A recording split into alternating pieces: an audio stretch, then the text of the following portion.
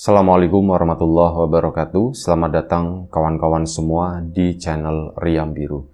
Terima kasih banyak untuk kawan-kawan yang sudah berkenan hadir di channel ini, dan pada kesempatan kali ini ada satu cerita datang dari Mbak Ida di Semarang. Mbak Ida menceritakan tentang satu pengalaman horor yang pernah dialaminya bersama suami. Itu sekitar tahun 2011. Jadi di tahun 2011 itu Mbak Ida ceritanya baru menikah sama suaminya, itu namanya Mas Rahman. Nah, keduanya itu ceritanya baru sempat berbulan madu setelah sekitar 2 bulan gitu ya. Akhirnya mereka pun memutuskan untuk, ya kita bulan madu nggak usah jauh-jauh lah. Mereka memilih daerah Jogja bagian selatan di daerah ya pesisir pantai Parangtritis ya di situ ya. Nah, di sekitar pantai tersebut mereka ya memang memilih tujuannya tuh ke sana, kepengin katanya begitu. Selain itu ya mereka muter-muter di Jogjanya sendiri itu beberapa hari, terus kemudian bergerak ke selatan ke sana dan menginaplah waktu itu. Tapi sebelum menginap ya mereka tuh main di sekitaran pantai dulu, menikmati suasana yang ada di tempat tersebut. Dan sebelum kita lebih jauh ke dalam cerita, mohon izin mau promo bawang gorengnya Wiji terlebih dahulu. Bawang goreng renyah, kualitas premium, tanpa campuran apapun, tanpa tepung, tanpa singkong, dan yang lain-lain. Monggo kawan-kawan yang kemarin sudah sempat memesan, terima kasih banyak atas pesanannya. Dan untuk kawan-kawan yang mungkin belum sempat memesan, belum sempat nyicipin, ya ditunggu pesanannya. Yang sudah memesan, udah kehabisan, buruan, mumpung stok masih ada, masih seger. Itu aja, dan terima kasih untuk kawan-kawan yang sudah mampir di channel Lapak Horor. Terima kasih banyak. Kita lanjut cerita Mbak Ida tadi. Nah, udah kan mereka itu menghabiskan waktu di siang harinya itu di sana, dan memang ada rencana dia mau menginap di daerah pesisir tersebut itu sekitar 2 malam. Memang mendadak, tanpa booking online, tanpa apa kayak gitu ya. Jadi benar-benar ke sana, udahlah nanti kita nyari tempatnya sambil jalan begitu aja. Sampai akhirnya setelah ya mungkin sekitar jam 2 siang, karena kan biasanya check-in itu sekitar jam segitu ya, jam 2. Mereka pun mulai nyari dengan cara berjalan kaki dan dapatlah sebuah penginapan waktu itu. Penginapan kayak apa namanya ya, kayak semacam losmen atau apa begitu. Bentuknya itu juga lumayan tradisional, makanya itu ini kayaknya enak nih mas, di sini tuh asri adem gitu ya, dan dari laut juga nggak terlalu jauh. Akhirnya sudah menginaplah di tempat tersebut ya, karena memang bukan musim liburan dan harinya yang diambil itu juga hari kerja, bukan weekend atau apa, ya otomatis di daerah situ juga nggak terlalu rame gitu ya.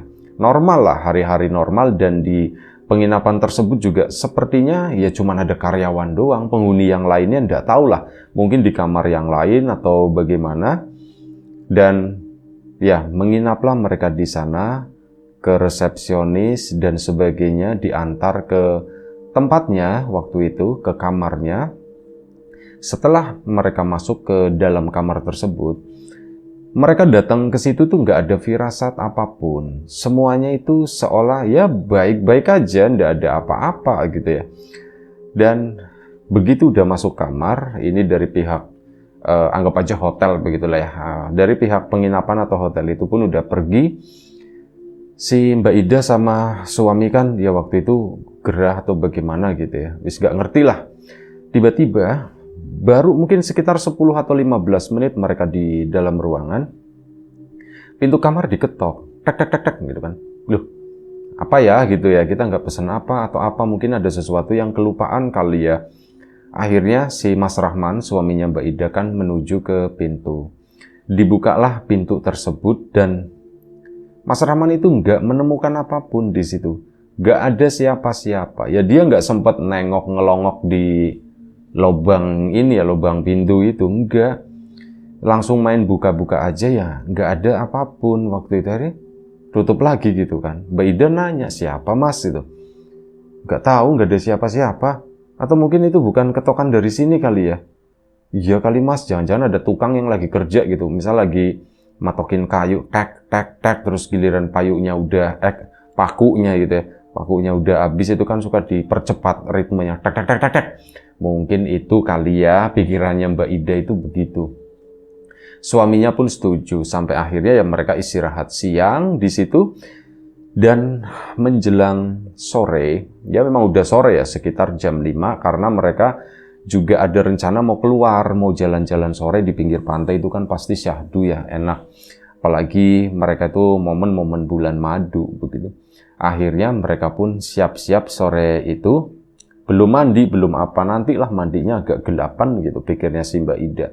Akhirnya sudah. Mereka lagi siap-siap ceritanya. Ya mungkin 2 menit sebelum mereka keluar. Pintu itu diketok lagi. Tek, tek, tek, tek, tek gitu kan. Suami sama Mbak Ida dua-duanya itu mendengar. Cuman saling pandang. Menunggu ketokan kedua. Ini beneran ketokan atau tukang lagi itu mukulin paku gitu kan. Beberapa detik kemudian ketokan itu terdengar lagi. Dan suara itu sepertinya memang dari pintu, tek tek tek tek tek. Pintunya juga pintu tradisional, ukir-ukiran semacam itu ya. Diketok lagi dulu. Mas, kali ini beneran mas. Si suaminya pun akhirnya ngintip di lubang pintu itu yang fish eye itu ya. Dilongok begini. Ini cuman kelihatan ada, cuma kepalanya doang bagian ubun-ubun gitu kan. Loh, kok di bawah banget, kok pendek banget gitu ya, pikirnya suaminya. Ya, karena ada orang di situ, suami pun buka pintunya. Nah, begitu dibuka jegrek, di depan pintu itu nggak ada siapa-siapa. Ya, Mas Rahman akhirnya nengok gitu kan ke kiri. Nah, begitu nengok ke kiri, dia itu melihat ada seorang perempuan, mohon maaf, jalannya itu jalan tekor, ditarik-tarik begini. Cuman bentuknya ya kayak orang. Dia tuh yang pakai enggak tahu lah, mau entah pakai kebaya atau entah pakai apa. Cuman begitu cara jalannya itu diseret-seret dan menjelang ketikungan. Waktu itu udah deket banget. Rambutnya itu panjang, cuman bagian belakangnya itu dikepang. Belok masuk ke sana, seret, ngilang begitu aja. Mas Rahman kan diem.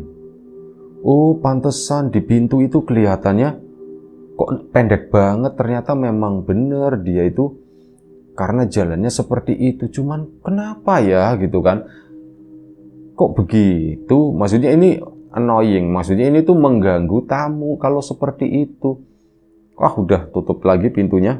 Istrinya nanya, Mbak Ida, siapa mas gitu kan.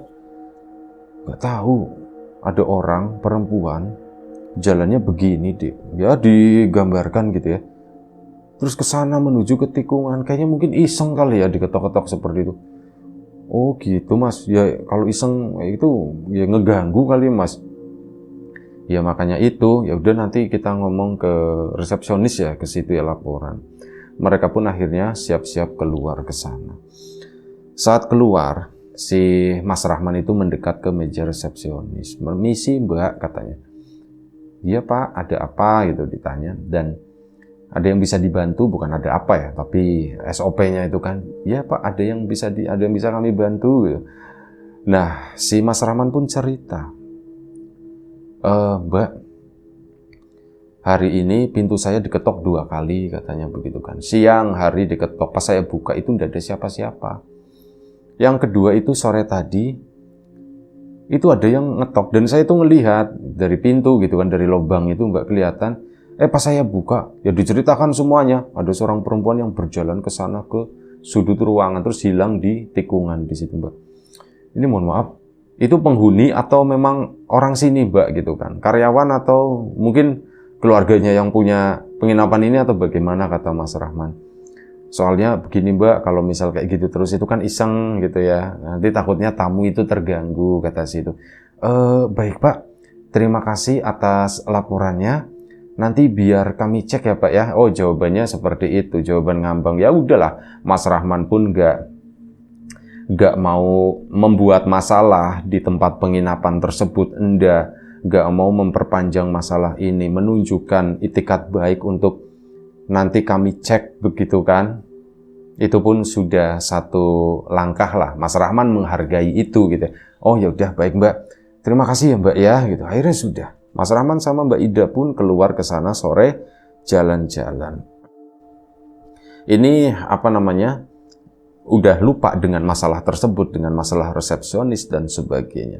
Mereka pun jalan-jalan di pantai sana, begitu kan. Nah, saat berada di pantai, ini ada sesuatu yang aneh lagi. Mbak Ida sama Mas Rahman itu kan lagi duduk.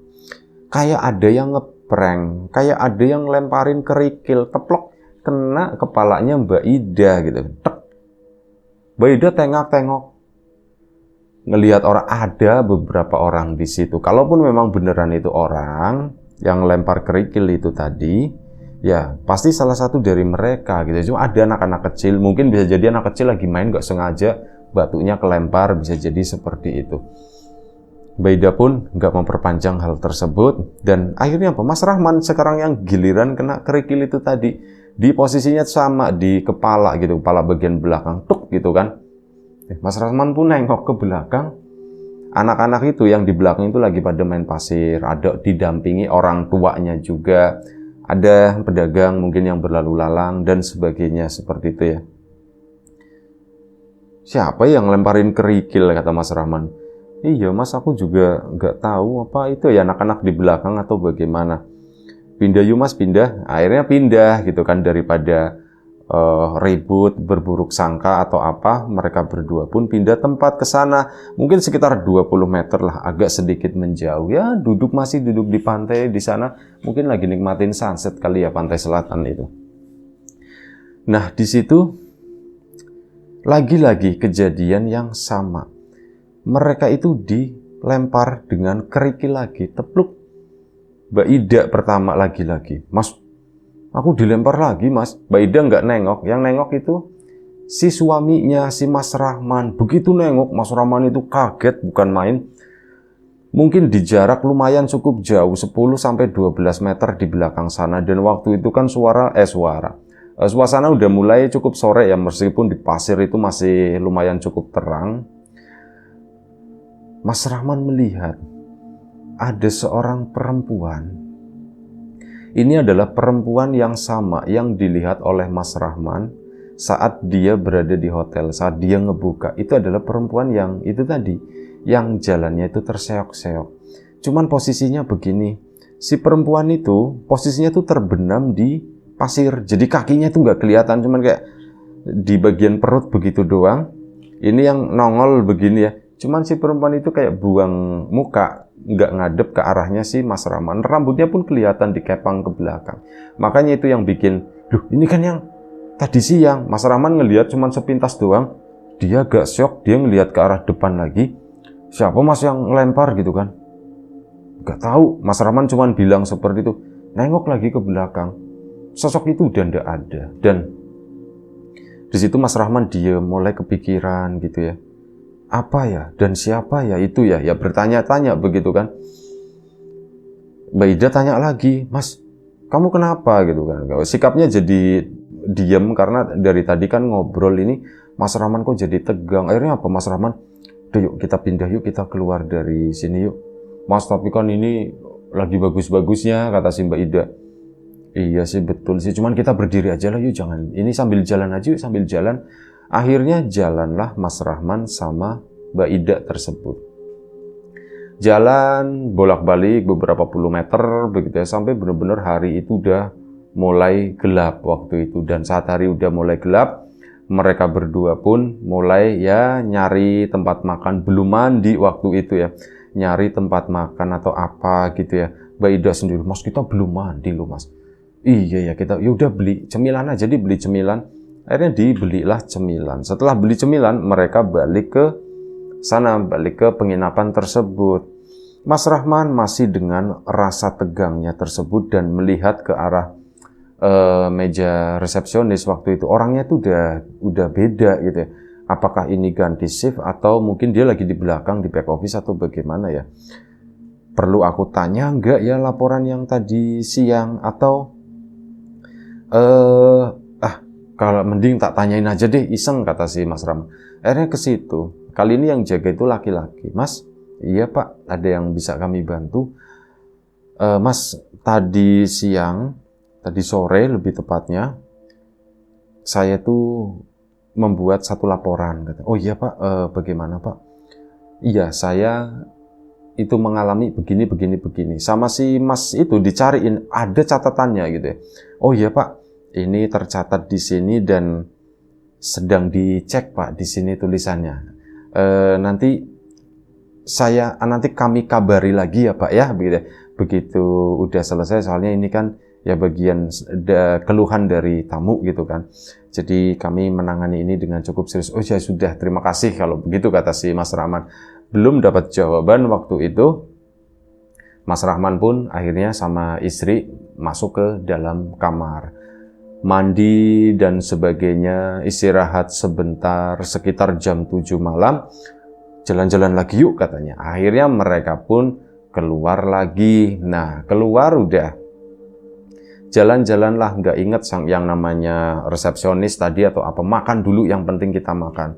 Mereka pun nyari tempat makan, banyak pilihan di sana dan akhirnya makan. Mas Rahman pun ada kekhawatiran gitu ya, takutnya nanti sosok itu nongol lagi atau bagaimana. Mas Rahman sendiri tuh udah mulai yakin ini tuh bukan orang, nggak mungkin lah kita diikutin dari hotel sampai ke pasir begitu ya. Itu kayaknya nggak mungkin kalau itu orang, apalagi dengan mohon maaf cara jalan yang seperti itu gitu. Lagi makan di sebuah restoran, boleh dibilang warung makan lah gitu ya, tapi konsepnya semacam restoran, ya anggap aja restoran, gampangannya begitu.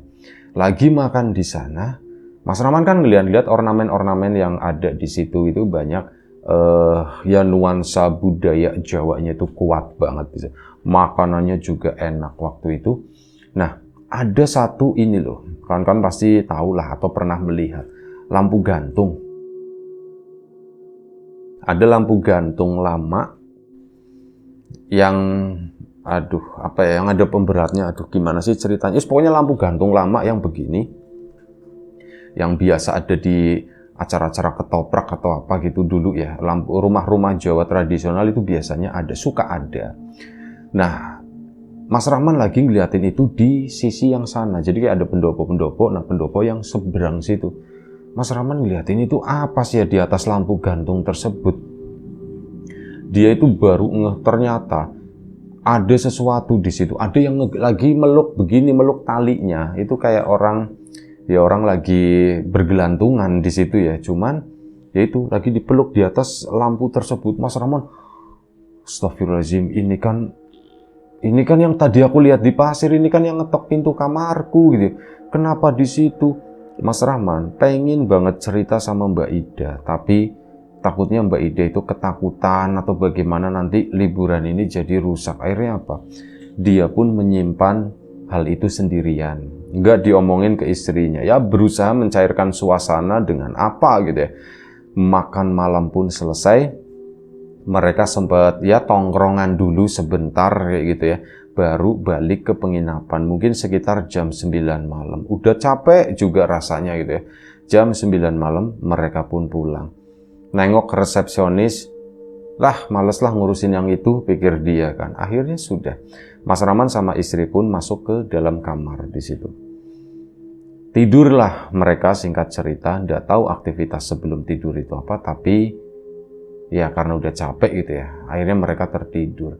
Di tengah tidurnya, Mas Rahman itu terbangun gara-gara bunyi yang cukup simpel gitu. Ada sesuatu yang sepertinya terjatuh atau bagaimana, ketak gitu. Mas Rahman bangun, nggak ngelihat apapun gitu, terus merem lagi.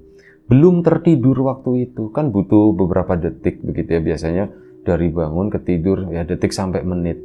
Nah ini mungkin detik-detik terakhir sebelum Mas Rahman itu pulas, dia itu merasakan ini kayaknya di kamar ini tuh ada yang bergerak ya. Kok rasa-rasanya ada yang bergesekan gitu, antara entah lantai dengan sesuatu, dengan kain atau apa gitu. Itu perasaannya Mas Rahman begitu, dan hal itu tuh lumayan cukup kuat. Pengen bikin Mas Rahman itu jadi melek gitu ya, buat ngecek apa sih yang sebenarnya lagi terjadi di kamar ini. pertama megang begini, oh istriku ada gitu, pasti nyet gitu, itu bagian perut gitu, oh istriku ada. Mas Rahman pun nengok memastikan istrinya ada. Nah setelah itu melek ngelihat ke arah langit-langit gitu kan. Terus dia sweeping ke bagian bawah, ke bagian kaki, ke sana seret. Ngelihat sosok itu yang ada di pasir, yang gelantungan, yang ngetok-ngetok sebelumnya di kamar, lagi jalan menuju ke kamar mandi. Kamar mandi itu biasanya kan di dekat pintu, di situ pintu keluar. Nah ini lagi masuk ke sana, serempet langsung si Mas Rahman itu langsung meluk istrinya kan. Nah apa mas itu kan, jam berapa ini kata istrinya. Mas Rahman itu sebenarnya nggak mikirin yang lagi aneh-aneh atau bagaimana. Cuman istrinya kan meresponnya bagaimana, beda lagi gitu. Jam berapa ini mas? Ya waktu itu sekitar jam 1 pagi. Dan Mas Rahman udah tidur lagi. Akhirnya tidur lagi lah mereka. Mas Rahman sendiri belum bisa tidur. Ada bunyi kletak-kletak itu di kamar mandi. Cuman untungnya apa? Nggak ada air yang dikocorin atau apa. Itu tuh nggak ada. Sepertinya ada yang beraktivitas di sana. Mas Rahman kan rencana memang menginap 2 malam di situ. Besok aku ke resepsionis gitu kan. Besok aku ke resepsionis. Aku pengen tahu ini tuh masalah apa gitu ya. Akhirnya apa? Pagi-pagi sebelum sarapan, Mas Rahman itu sambil ya ke sana ke tempat sarapan ya sekitar jam 7 pagi, dia itu menuju ke resepsionis nanyain. Waktu itu laki-laki yang jaga. Mas, beda orang lagi. Mas, saya itu kemarin laporan. Saya mengalami begini-begini, Mas. Dan Mas Rahman itu serius ya. Kemarin saya juga udah nanya, katanya masih dicek. Ya, statusnya seperti itu, Mas. Saya mau nanya lagi sekarang, statusnya bagaimana? Kalau masih dicek, sepertinya terlalu lama, Mas. Saya nggak butuh penyelesaian. Saya mau menginap di sini tuh 2 malam ya, kata dia. 2 malam. Dan saya nggak butuh penyelesaian yang bagaimana gitu atau apa. Tapi saya pengen tahu ini tuh apa gitu. Kenapa saya kok mengalami begini. Dan si karyawan tersebut itu ya agak sedikit bingung. Pak, mohon tunggu sebentar ya Pak ya. Akhirnya Pak itu ke sana, ke back office. Ada satu karyawan lagi di situ. Nah ini yang satu ke back office mungkin nyari-nyari informasi atau bagaimana gitu ya.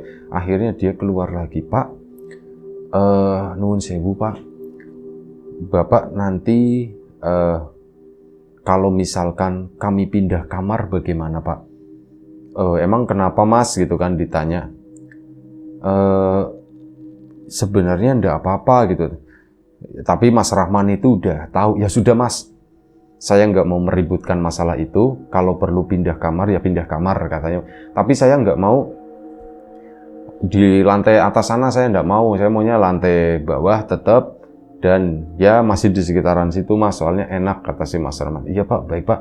Nanti ini sambil ini Bapak nanti kalau ya sekalian ini kan hari pertama. Nanti Bapak kapan siap tinggal ditukar kuncinya Pak ke sini. Oke baik kata Mas Rahman. Akhirnya sudah makanlah sarapan dan sebagainya. Hari itu nggak ada apapun ke sana.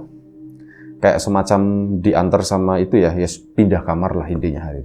Akhirnya apa hari kedua Mas Rahman itu pindah kamar.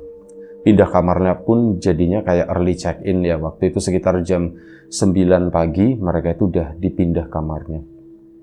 Dan udah semenjak itu alhamdulillahnya Mas Rahman sama Mbak Ida itu tidak menemukan apapun sampai akhirnya ketemulah dengan satu resepsionis. Ini mereka tuh lagi santai di hari kedua tersebut dan ya akhirnya ngobrol-ngobrol bukan sebagai profesional atau apa gitu. Ini ngobrol-ngobrol ringan aja waktu itu dan ya memang kata resepsionis itu kemungkinan itu ada yang menunggu di kamar itu katanya dan mungkin nggak suka dengan kedatangannya bapak itu ya dengan ibu di situ menginap di kamar itu mungkin tidak suka, jadi dia pun melakukan gangguan-gangguan seperti itu kata si Mas resepsionisnya. Ya alasan itu cukup diterima Mas Rahman dan dia nggak memperpanjang masalah tersebut karena toh memang juga nggak ada kerugian apapun ya, cuman shock sedikit pikirnya Mas Rahman dan lumayan lah ini bisa jadi cerita nanti saat pulang ke Semarang ke sana. Akhirnya sudah selesai, mereka pun balik lagi ke Jogja Kota dan siap-siap untuk pulang ke Semarang. Di situ baru diceritakan semua ke Mbak Ida. Ya Mbak Idanya ketakutan gitu ya. Untung Mas kamu ceritanya di sini. Coba kamu ceritanya di sana. Wah aku hari itu langsung minta pulang. Kalau enggak minta pindah tempat, kata si Mbak Ida. Ya wis, makanya tak ceritainnya itu di sini gitu. Dan akhirnya ya sudah, ceritanya segitu aja. Alhamdulillah Mas Rahman sama Mbak Ida nggak mengalami sesuatu yang serius gitu tuh, enggak ya. Baik, itu aja. Terima kasih Mbak Ida atas ceritanya. Kawan-kawan di rumah juga terima kasih banyak atas support dan dukungannya apapun itu. Kawan-kawan subscriber, kawan-kawan membership, kawan-kawan yang udah kasih support dalam bentuk super thanks ke Riam Biru, terima kasih banyak. Kawan-kawan yang udah ngasih like, udah nge-share ke yang lainnya, kawan-kawan yang udah ninggalin komentar juga terima kasih banyak. Baik, kawan-kawan yang sudah memesan bawang gorengnya biji, alhamdulillah terima kasih banyak atas pesanannya. Untuk kawan-kawan yang belum sempat memesan, tentu saja ditunggu pesanan tersebut. Dan untuk kawan-kawan yang sudah mampir di channel Lapak Horor, tak lupa terima kasih banyak juga. Doa terbaik dari kami untuk kawan-kawan semua, semoga selalu diberi kemudahan dalam hal apapun, termasuk kemudahan dalam hal rezeki. Yang sakit segera diberi kesembuhan, yang sehat tetap dijaga kesehatannya. Sampai jumpa di episode selanjutnya Riam Biru. Jaga kesehatan kawan-kawan tentunya. Assalamualaikum warahmatullahi wabarakatuh.